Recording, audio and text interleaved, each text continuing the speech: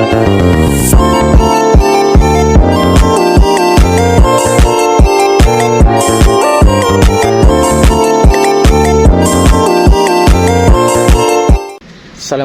warahmatullahi wabarakatuh. Perkenalkan, saya Muhammad Alif Sam dengan NIM 90500122098.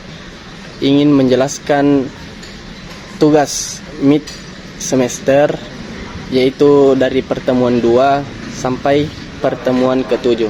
Baik, saya memulai dari yang pertama, itu konsep dasar ekonomi moneter Islam.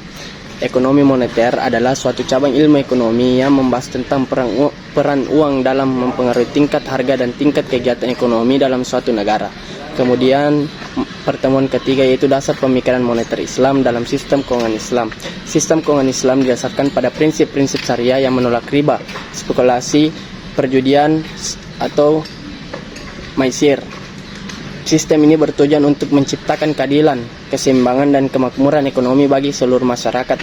Dasar pemikiran moneter dalam sistem keuangan Islam adalah untuk menciptakan stabilitas ekonomi yang berkelanjutan melalui distribusi kekayaan yang adil dan pengelolaan moneter yang sesuai dengan nilai-nilai Islam.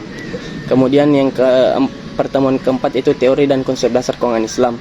Konsep dasar keuangan Islam menyajikan analisis terhadap sistem keuangan yang dilandasi oleh nilai-nilai Islam. Materi ini mengkaji secara mendalam akar historis dan filosofis keuangan Islam, serta perbandingannya dengan sistem keuangan konvensional. Fokus utama terletak pada prinsip syariah. Kemudian yang pertemuan kelima, yaitu konsep uang dalam Islam. Ilmu ekonomi tradisional mendefinisikan uang sebagai setiap alat tukar yang dapat diterima secara umum. Benda apapun dapat menjadi alat tukar selama diterima oleh semua orang untuk proses pertukaran barang dan jasa. Sedikit berbeda dengan ilmu ekonomi tradisional, ilmu ekonomi modern mendefinisikan sebagai keberadaan aset yang digunakan dalam pembayaran utang. Menurut definisi ekonomi Islam, yang mendefinisikan sebagai keberadaan aset yang digunakan dalam pembayaran. Kemudian pertemuan keenam, yaitu pasar uang syariah.